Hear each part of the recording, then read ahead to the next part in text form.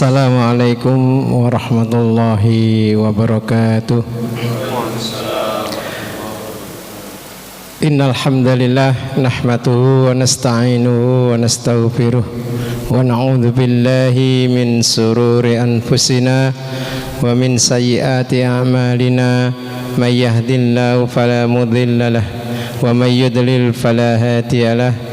Asyhadu an la ilaha illallah wahdahu la syarika lah wa asyhadu anna Muhammadan abduhu wa rasuluhu la nabiyya wa la rasula ba'dah.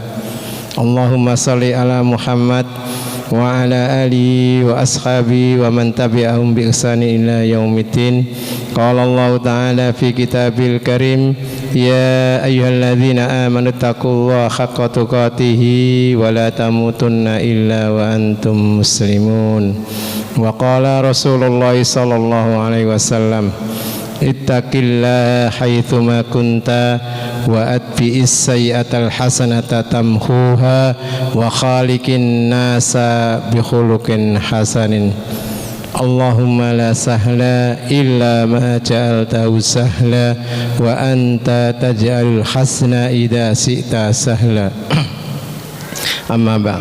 Alhamdulillah, marilah kita senantiasa mengucapkan rasa puja dan puji syukur kehadirat Allah Subhanahu wa taala, yang mana pada malam hari ini kita masih diberikan nikmat yang begitu banyak sehingga kita tidak bisa menghitung nikmat yang diberikan Allah kepada kita, terutama dua nikmat, yaitu nikmat sehat dan nikmat kesempatan.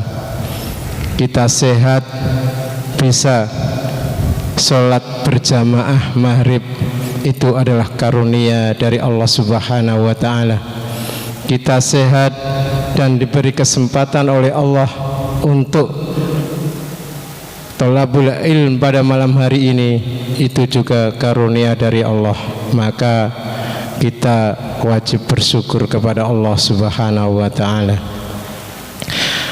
Yang kedua, salawat serta salam tetaplah tercurah dan terlimpahkan kepada baginda Rasulullah sallallahu alaihi wasallam, kepada keluarganya, kepada para sahabat-sahabatnya, kepada para tabi'ut tabi'in, dan orang-orang yang senantiasa istiqomah di jalan Rasulullah sallallahu alaihi wasallam sampai hari akhir nanti. Bapak dan ibu-ibu, pada malam hari ini seperti biasa kajian Islam malam Jumat yang akan diisi Ustadz Azam As-Said Azhari, yang kitab panduannya yaitu Sirah Nabawiyah, sejarah hidup Nabi Sallallahu Alaihi Wasallam. Insya Allah nanti beserta sahabat-sahabatnya, keluarga-keluarganya yang akan disampaikan. Dan pada pekan yang lalu sempat menyampaikan bagaimana keadaan Jazirah Arab yang tandus, gersang, yang tidak ada tumbuh-tumbuhan, dan di situ terdapat banyak kabilah-kabilah. Maka mari kita simak bersama-sama pemaparan beliau Ustadz Azam As-Said Azhari. Waktu dan tempat saya persilakan Ustadz, tafadhol. Jazakumullah khairal jaza atas waktu dan kesempatan yang telah diberikan. Alhamdulillah wassalatu wassalamu ala Rasulillah wa ala alihi wa sahbihi wa mawalah, amma ba'du. Para hadirin dan hadirat yang dimuliakan oleh Allah Subhanahu wa ta'ala, sebagaimana yang telah disampaikan tadi oleh pembawa acara, bahwa di pembahasan yang lalu kita sempat membahas tentang keadaan Jazirah Arab ya di masa sebelum kenabian ya, dan itu syarat akan sejarah ya, karena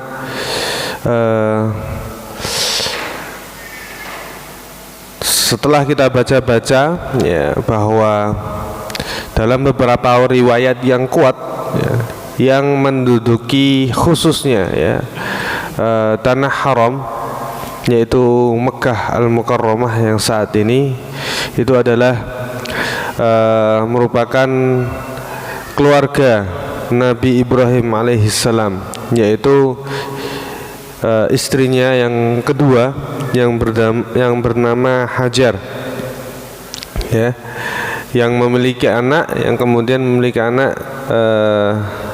Ismail alaihissalam, yang kemudian nanti menjadi nabi. Nah, mereka lah yang menduduki posisi pertama. Ini menurut riwayat yang paling kuat ya, di antara riwayat-riwayat yang ada. Tentu ada yang mengatakan juga ada satu kabilah yang telah hadir lebih dulu di di daerah Mekah seperti itu, namun tidak berada di posisi tengah-tengah wilayah Mekah, namun berada di pinggiran perbukitan. Namun menurut riwayat yang paling kuat ya, bahwa yang datang pertama kali di tanah yang tandus, yang gersang, yang tidak ada mata airnya sama sekali adalah Nabi kita Nabi Ibrahim alaihissalam ya, dan juga keluarganya Siti Hajar, kemudian anaknya yang bernama Nabi Ismail alaihissalam. Dan dari sini kita bisa mengambil sedikit review yang terdahulu telah kami sampaikan, bahwa sunnah hijrah ya, hijrah atau berpindah dari satu tempat ke tempat yang lain itu ternyata sudah dilakukan nabi-nabi terdahulu ya, bukan merupakan suatu hal yang baru, atau sebagaimana yang kita ketahui bersama ya, yang masyhur ya, istilah hijrah itu masyhur ketika Nabi Muhammad SAW berhijrah dari Mekah ke Madinah. Namun sunnah tersebut itu sudah dilakukan oleh Nabi kita Nabi Ibrahim alaihissalam. Maka menarik ya, bahwa hijrah ini dilakukan apabila di suatu daerah ya itu sudah tidak kondusif secara ibadah atau ubudiyah kita kepada Allah Subhanahu wa taala, kemudian secara ma'isyah, kemudian untuk menyelesaikan masalah ya. Kalau dalam kitab Ar-Rahiqul Maktum, kayak karya Syekh Mubarakfuri ini, disebutkan bahwa salah satu penyebab perpindahannya Nabi Ibrahim alaihissalam dari Palestina ya ke Jazirah Arab, atau lebih tepatnya Mekah, adalah karena adanya permasalahan keluarga seperti itu. Namun ini memiliki hikmah yang mendalam, namun tentunya ada sebab-sebab lain ya, yang lebih yang lebih besar daripada sebab itu ya, dan tidak lain dan tidak bukan adalah untuk menyebarkan dakwah kepada Allah Subhanahu wa taala. Ma'asyiral muslimin rahimani Allah wa iyyakum. Maka kita akan melanjutkan pembahasan kita. Jadi setelah Nabi Ibrahim alaihissalam meninggalkan Siti Hajar dan anaknya Nabi Ismail alaihissalam ya, tentunya ketika meninggalkan keluarganya beliau memberikan bekal ya. Namun bekal yang ada tentunya tidak diperuntukkan atau tidak difungsikan untuk beberapa tahun ke depan ya, tapi hanya digunakan untuk bertahan hidup ya, beberapa hari ke depan ya, atau beberapa minggu ke depan, bahkan maksimal mungkin 1 bulan, untuk mencari sumber penghidupan lain di daerah baru. Nah, ini sangat menarik sekali ya. Kenapa Nabi Ibrahim alaihissalam tidak membawa misalnya unta ya, atau 100 ekor unta misalnya ya. Karena salah satu hikmah besarnya adalah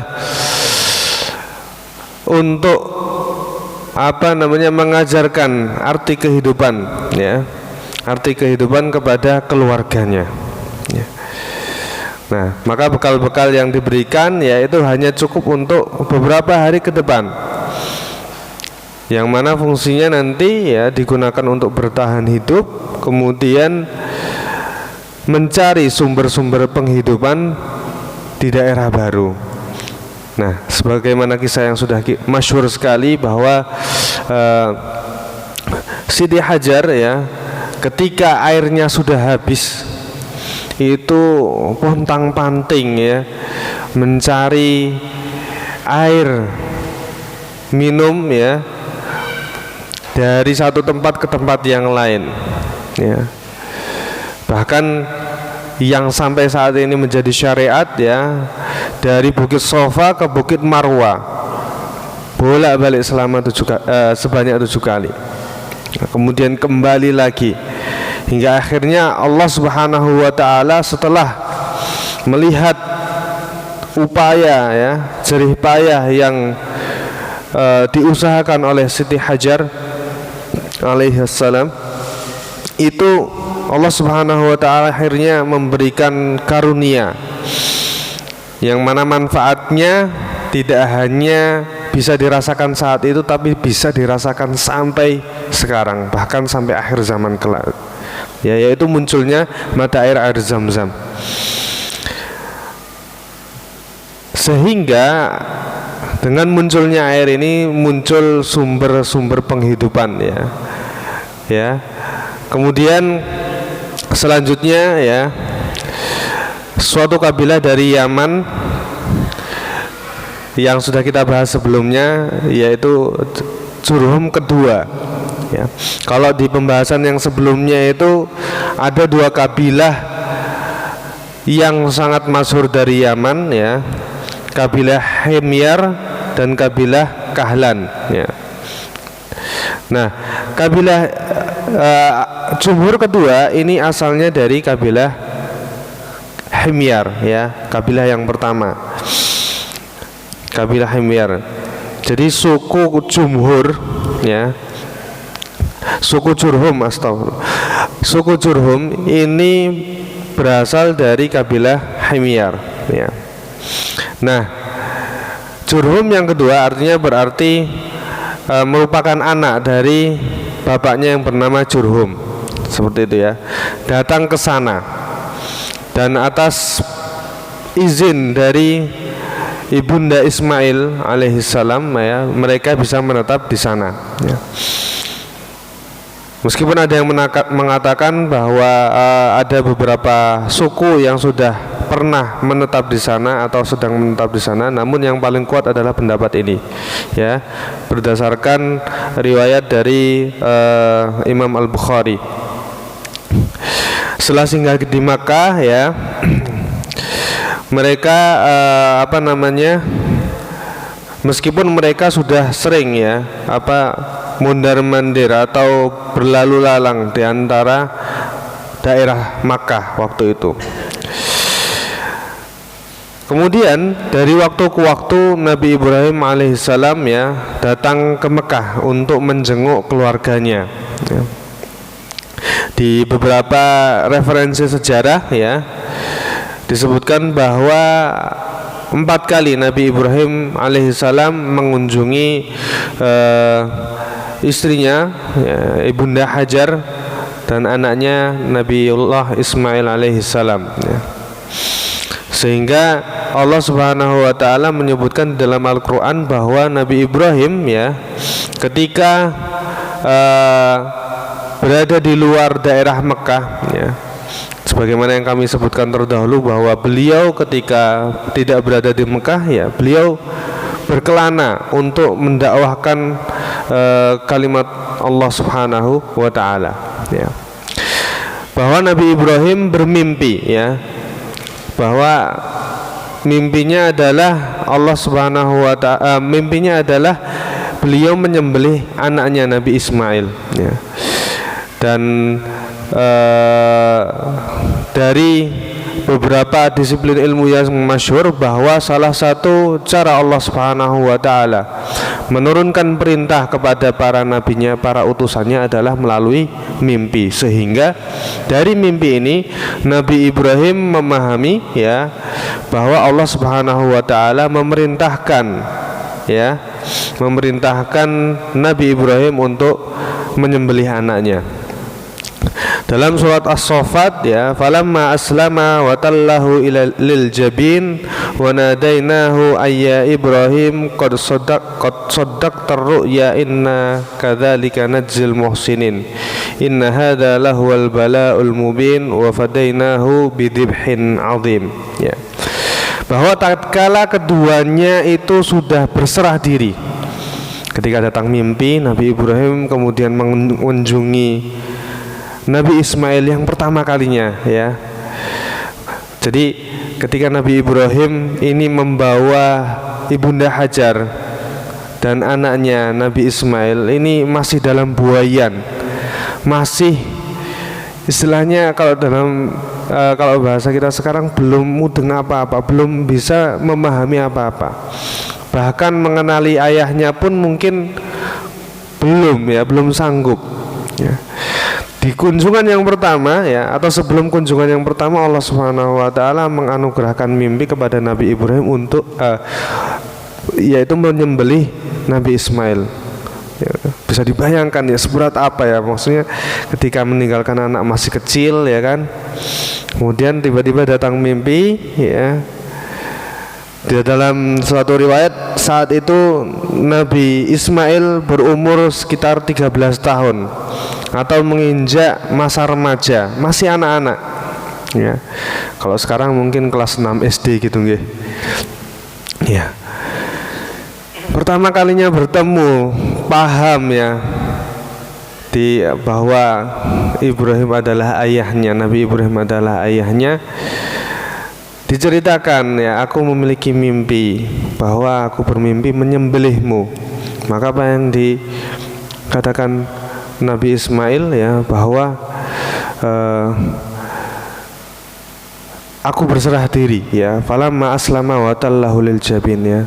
Ketika keduanya sudah berserah diri, ya sudah, ini karena ini perintah Allah, maka kita harus melaksanakannya. Insyaallah aku, ya, merupakan anak yang sabar, ya. Maksudnya insya Allah aku bisa bersabar dengan ketetapan ini, ya. Maka ketika pisau yang dipegang Nabi Ibrahim itu sudah berada di leher, ya, al-jabin, di atas pelipisnya, pelipis berarti di keningnya, ya.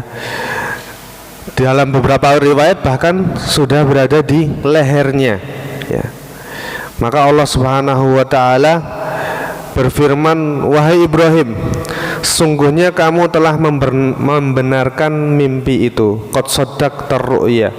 Artinya sudah benar-benar berserah dan bertekad, ya, untuk melaksanakan apa yang diperintahkan, ya. Pisaunya sudah di leher itu, ya. Sesungguhnya demikianlah kami memberi balasan kepada orang-orang yang berbuat baik, ya. Inna kadzalika najzil muhsinin. Inna hadza lahuwal bala'ul mubin, ya. Sesungguhnya ini benar-benar merupakan suatu ujian yang nyata, yang besar. Jadi ketika berarti memang benar-benar mimpi itu merupakan perintah Allah, ya. Merupakan perintah Allah. Nah, wa fadainahu bidzibhin adzim. Kemudian setelah itu, ya, secara tiba-tiba kami menebus anak itu atau Nabi Ismail dengan seekor sembelihan yang besar, ya. Jadi sudah berada di lehernya ini, ya, urat nadinya ini sudah berada di ujung pisau, ya. Bahkan dalam beberapa riwayat itu sudah hampir disembelih. Ketika disembelih ya, Allah Subhanahu wa taala merubahnya dengan seekor sembelihan yang besar, atau seekor kambing yang besar, domba yang besar ya. Ma'asyiral muslimin rahimani Allah wa iyyakum. Dari rentetan kisah ini menunjukkan bahwa peristiwa itu terjadi sebelum kelahiran Nabi Ishak ya. Nah, Nabi Ishak ini ya merupakan anak dari Nabi Ismail alaihi salam ya. Maka dalam fase kisah ini setidaknya menjamin satu fase bahwa peristiwa tersebut terjadi sebelum Ismail menginjak remaja ya, atau masa remaja, pra-remaja ya. Nah, sedangkan 3 fase setelahnya yang diriwayatkan oleh Al-Bukhari secara panjang lebar dari Ibnu Abbas secara marfu ya, yang intinya adalah bahwasannya Nabi Ismail ini akhirnya belajar bahasa Arab dari kabilah Jurhum ya, karena orang-orang yang ada di kabilah Jurhum ini tertarik kepada perangai, sifat dan sikapnya Nabi Ismail alaihissalam. Akhirnya mereka menikahkan dengan salah satu putri mereka ya. Dan saat itu Ibunda Hajar itu sudah meninggal ya. Nah, suatu ketika Nabi Ibrahim menjenguk keluarganya yang kedua kalinya ya.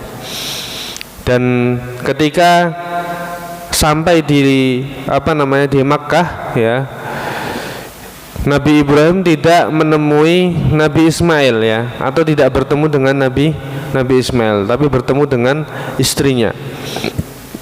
Dan tentunya sebagai seorang ayah ya, atau mertua ya, yang sudah lama tidak bersua, ini menanyakan bagaimana kehidupannya, bagaimana kondisi rumahnya, kondisi keluarganya dan lain sebagainya ya. Istrinya yang pertama ini itu mengeluhkan ya tentang kehidupan selama bersama Nabi Ismail ya, mengeluhkan ya kekurangan harta, kekurangan pangan dan lain sebagainya ya. Kemudian Nabi Ibrahim ya berpesan kepada istrinya agar ketika nanti suaminya datang atau Nabi Ismail datang, pesan untuk mengganti pintu depannya ya. Nah, ini menggunakan bahasa isyarat ya. Setelah Nabi Ismail datang ya, dan diceritakan kronologi ya bertemu dengan ayahandanya, Nabi Ismail langsung memahami pesan tersebut ya, bahwa pesan tersebut ya bermakna agar Nabi Ismail menceraikan istrinya ya, menceraikan istrinya. Nah, kemudian setelah diceraikan, Nabi Ismail akhirnya menikah dengan wanita yang lain, yaitu wanita atau putri dari Mudad bin Amru ya, yang merupakan pemimpin dari kabilah Jurhum ya. Kalau tadi merupakan istri yang pertama ya, itu merupakan salah satu wanita yang ada di kabilah Jurhum. Yang kedua ya, ini merupakan pemimpin dari kabilah Jurhum ya.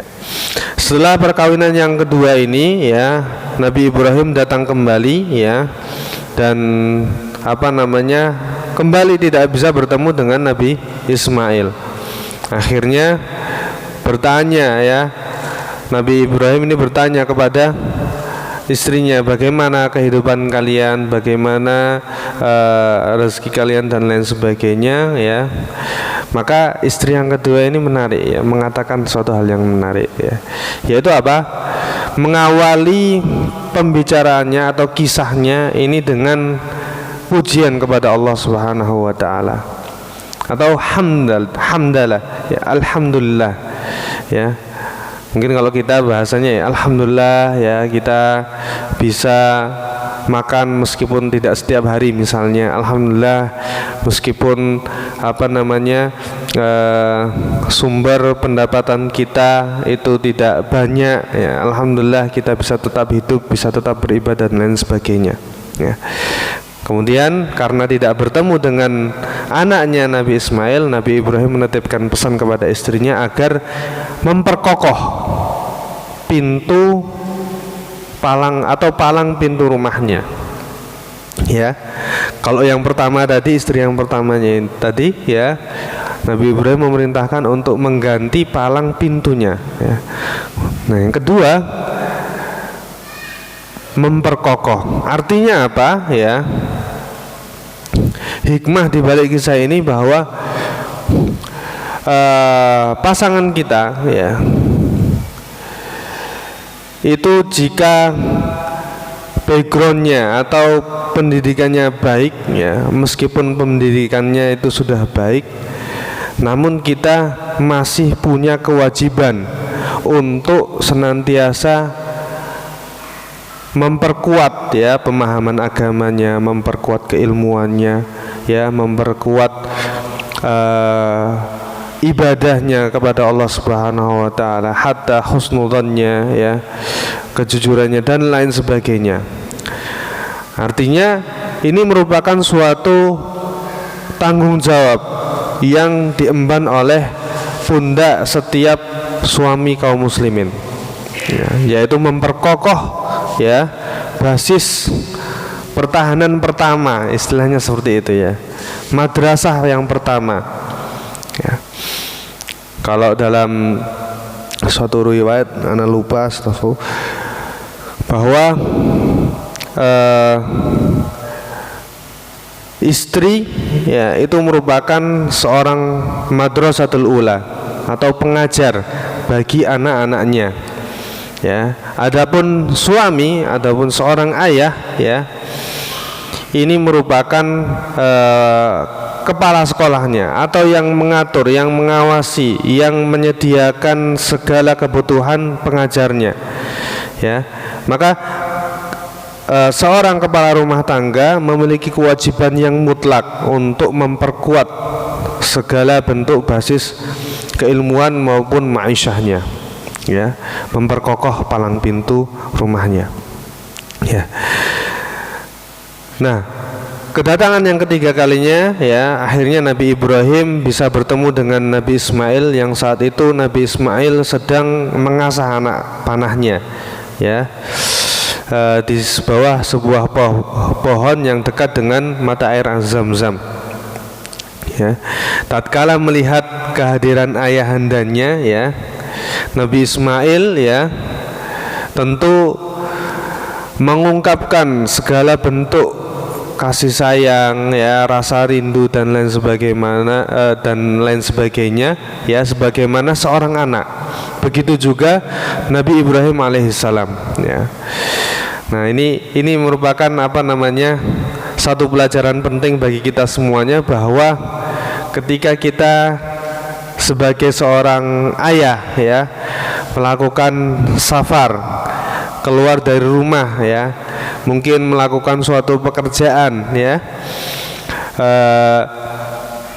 mungkin lagi, ya, kita sedang ada urusan di luar rumah, maka ketika kita kembali ke rumah kita masing-masing, ya, kita harus menyambut, ya, atau memasang wajah yang penuh dengan rasa rindu, kasih sayang dan lain sebagainya kepada keluarga yang kita tinggalkan, terkhusus adalah anak kita, ya.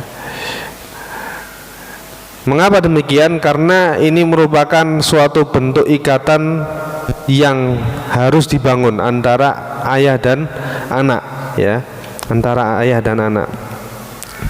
Maka kedua insan ini, yang mana Nabi Ismail merupakan anak ya dan Nabi Ibrahim merupakan ayah ya, ini melepas rasa rindu yang begitu hangat, yang begitu syahdu dan haru ya, layaknya sebagaimana seorang ayah dan anak.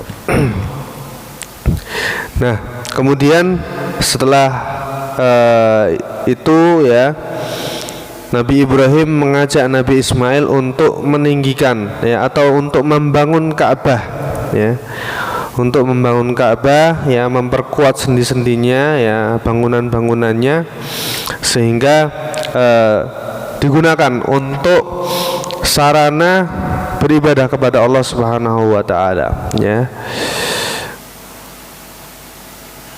Dari perkawinannya dengan putri Mudad ya, Ismail alaihissalam dikaruniai Allah anak ya sebanyak 12,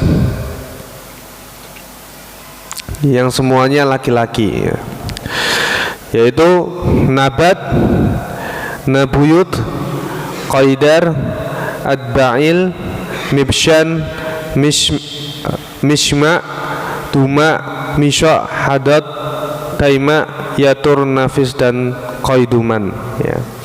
Masya Allah ya, ini nama-nama yang sangat gharib ya di telinga kita. Jarang sekali kita mendengar nama-nama ini ya, jarang sekali ya. Dari mereka inilah kemudian berkembang menjadi 12 kabilah ya, yang semuanya menetap di Mekah untuk beberapa waktu yang cukup lama. Dan pokok pencaharian mereka adalah berdagang ya. Masya Allah ya, pokok pencaharian mereka adalah berdagang. Karena ya saat itu sangat tidak mungkin sekali untuk misalnya bertani ya, padang gersang ya kan, meskipun ada mata air Zam-Zam, tapi karakteristik tanah yang ada di situ ya, itu adalah tanah yang tidak bisa ditanami ya. Hingga akhirnya ya di suatu masa yang jauh, diutusnya Nabi Muhammad SAW, kemudian suatu ketika Nabi Muhammad SAW mensabdakan bahwa suatu saat nanti ya, di akhir zaman, tanah ini ya akan menjadi tanah yang subur ya. Dan itu merupakan salah satu tanda-tanda besar hari kiamat. Dan sekarang saat ini kejadian ya. Bahkan di beberapa musim ya, itu hujan lebat, turun salju dan lain sebagainya ya. Masya Allah. Nah, taib, selanjutnya jadi di ke-12 anak ini ya, ini ke-12-nya ini menjadi pemimpin kabilah ya, atau pemimpin keluarga besarnya masing-masing. Artinya semakin meluas ya. Dan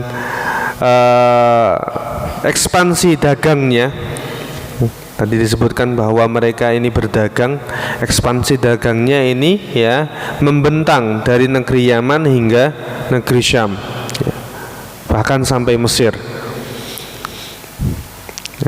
Kemudian seiring perjalanan waktu ya, keadaan mereka tidak terdeteksi lagi ya, kecuali anak keturunan dari Nabat dan Qaidar ya. Dari ke-12 anak tadi ya, anaknya Nabi Ismail alaihissalam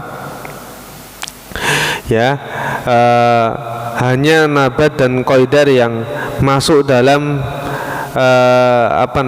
peredaran riwayat seperti itu ya. Peradaban anak keturunan Nabat bersinar di Hijaz Utara ya. Mereka mampu mendirikan pemerintahan yang kuat dan menguasai daerah-daerah di sekitarnya, dan menjadikan suatu wilayah yang bernama Al-Batra sebagai ibu kotanya ya, di Hijaz. Nah, tak seorang pun berani memusuhi mereka hingga datang pasukan Romawi yang menindas mereka. Ya. Ma'asyiral muslimin rahimani Allah wa iyyakum. Menurut Syekh Sayyid Sulaiman An-Nadawi, ya, menegaskan bahwa raja-raja keturunan Ghassan termasuk Aus dan Khazraj itu bukan berasal dari keturunan Qahtan, ya,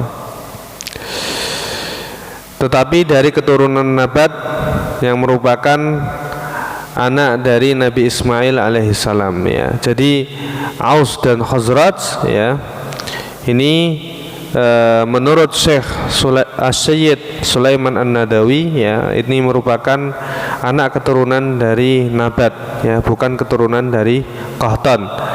Nah, Qahtan sendiri, ya, ini merupakan suatu kaum Arab yang berasal dari keturunan Ya'rub, atau kalau dalam pembahasan yang sebelumnya, ya, salah satu dari bangsa Arab yang tiga, ya, yaitu Arab Ba'idah, Arab Aribah, dan Arab Musta'rabah. Nah, Qahtan ini, ya, itu merupakan Arab Aribah. Sedangkan anak keturunan Qaidar bin Ismail tetap menetap di Mekah, beranak pinak di sana hingga menurunkan Adnan dan anaknya Ma'ad, ya. Dari dialah keturunan Arab Adnaniyah masih bisa dipertahankan keberadaannya. Adnan adalah kakek ke-22 dalam silsilah keturunan Nabi Muhammad sallallahu alaihi wasallam, ya.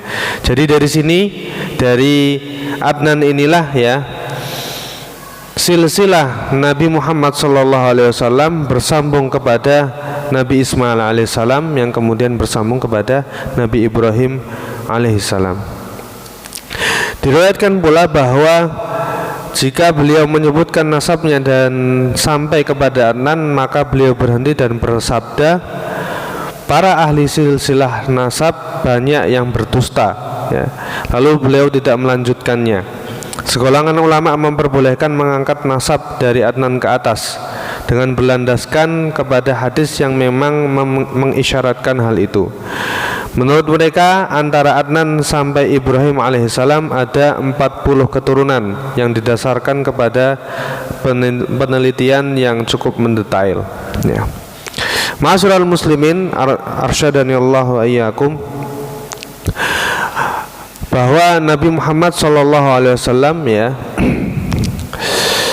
ini nasabnya bersambung dengan para anbiya, ya. Dan yang paling masyhur adalah bersambung dengan nasabnya Nabi Ismail alaihissalam, ya. Kemudian Nabi Ibrahim alaihissalam Khalilullah, yang kemudian pada akhirnya bersambung dengan Nabi Adam. Keturunan Ma'ad dari anaknya Nizar telah berpencar kemana-mana, ya. Menurut suatu pendapat, Nizar adalah satu-satunya anak Ma'ad, sedangkan Nizar sendiri punya 4 anak, ya. Jadi Ma'ad ini memiliki anak yang bernama Nizar, ya. Nizar memiliki 4 anak yang kemudian hari nanti berkembang menjadi 4 kabilah yang besar, yaitu Iyad, Anmar, Rabi'ah, dan Mudhar, ya. 2 kabilah terakhir inilah, ya, yaitu Rabi'ah dan Mudhar, yang paling banyak marga dan sukunya.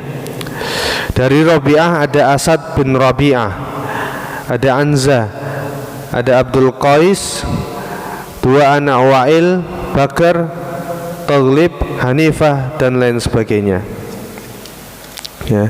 Ini merupakan silsilah-silsilah, ya, yang nanti menjadi satu kabilah besar, yaitu suku Quraisy.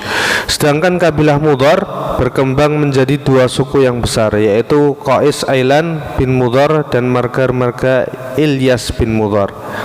Dari Qais Ailan ada Bani Sulaim, Bani Hawazin, dan Bani Ghatafan. Dari Ilyas bin Mudhar ya. Ada Tamim bin Murrah, Huzail bin Mudrikah, Bani Asad bin Khuzaimah, dan marga-marga Kinanah bin Khuzaimah. Dari Kinanah ada Quraisy, yaitu anak keturunan Fihr bin Malik bin An-Nadhar bin Kinanah. Quraisy terbagi menjadi beberapa kabilah. Yang terkenal adalah Jumuh, Saham, Adi, Makhzum, Taim, Zuhrah, dan suku-suku Quraisy bin Kilab atau Qusay bin Kilab, afwan, yaitu Abduddar bin Qusay, Asad bin Abdul Uzza bin Qusay, dan Abdul Manaf bin Qusay, ya. Abdi Manaf mempunyai 4 anak: Abdi Syam, Naufal, Al-Muttalib, dan Hashim, ya. Hashim adalah keluarga yang dipilih Allah bagi Nabi Muhammad bin Abdullah bin Abdul Muttalib bin Hashim, ya. Rasulullah sallallahu alaihi wasallam pernah bersabda, "Innallaha astafa min waladi Ibrahim Ismaila, wa astafa min waladi Ismaila Bani Kinanata, wa astafa min Bani Kinanata Quraisyan, wa astafa min Quraisyin Bani Hashimin, wastofani min Bani Hashimin." Artinya, sesungguhnya Allah Subhanahu wa taala telah memilih Ismail dari anak Ibrahim, kemudian memilih Kinanah dari anak Ismail, kemudian memilih Quraisy dari Bani Kinanah, memilih Bani Hashim dari Quraisy, dan memilihku dari Bani Hashim. Ma'asyiral muslimin rahimani Allah wa iyyakum, bahwa Allah Subhanahu wa taala menyiapkan skenario yang begitu hebat, menyiapkan strategi, ya, kedepannya untuk bekal dakwah Nabi Muhammad SAW berupa nasab-nasab yang kuat, ya, nasab-nasab yang terhormat, seperti itu, nasab-nasab yang tersohor, ya. Di antaranya tadi Bani Hashim, ya, kemudian Quraisy, kemudian Bani Kinanah, kemudian Nabi Ismail, kemudian Ibrahim. Dari Abbas bin Abdul Muttalib, dia berkata, Rasulullah SAW, ya, yang artinya sesungguhnya Allah menciptakan makhluk lalu menjadikanku dari sebaik-baik golongan mereka, ya. Allah menciptakan makhluk kemudian menjadikan Nabi Muhammad dari golongan yang sebaik-baik dari makhluk tersebut, dan sebaik-baik 2 golongan. Kemudian memilih beberapa kabilah lalu menjadikanku dari kabilah-kabilah dari sebaik-baik kabilah. Kemudian memilih beberapa keluarga lalu menjadikanku dari sebaik-baik keluarga mereka. Maka aku adalah sebaik-baik diri dan sebaik-baik keluarga di antara mereka, ya. Dan hadis ini, ya, yang diriwayatkan oleh At-Tirmidzi, ini bukan merupakan klaim pribadi semata, karena memang merupakan silsilah keluarga yang memang benar-benar disusun, ya, oleh Allah Subhanahu wa taala untuk menjadi silsilah keluarga yang kuat. Ma'asyiral muslimin arsyadani Allah wa iyyakum, sehingga Nabi Muhammad, ya, selain daripada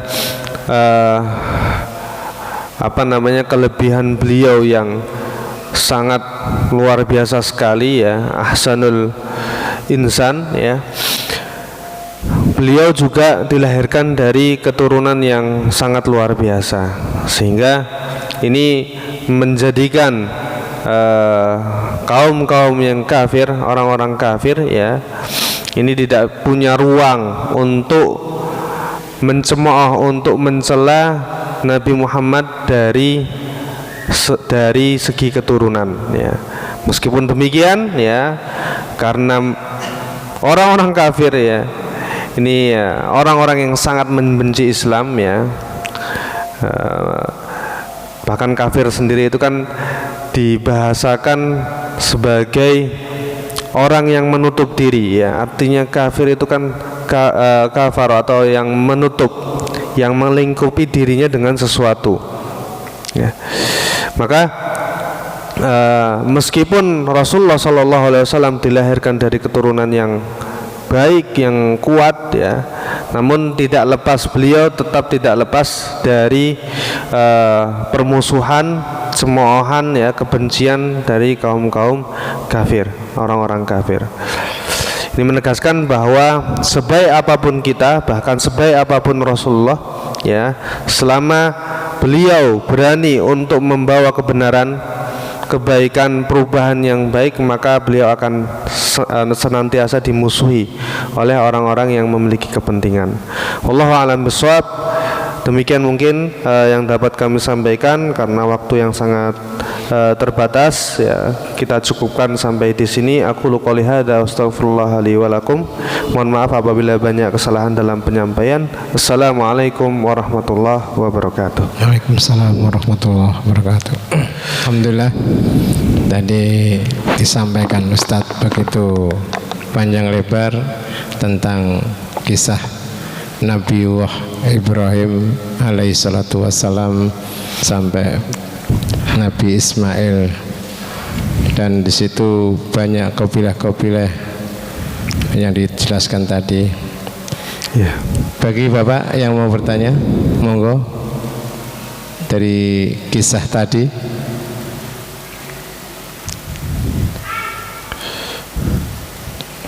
Gak ada ya? Alhamdulillah, insyaallah.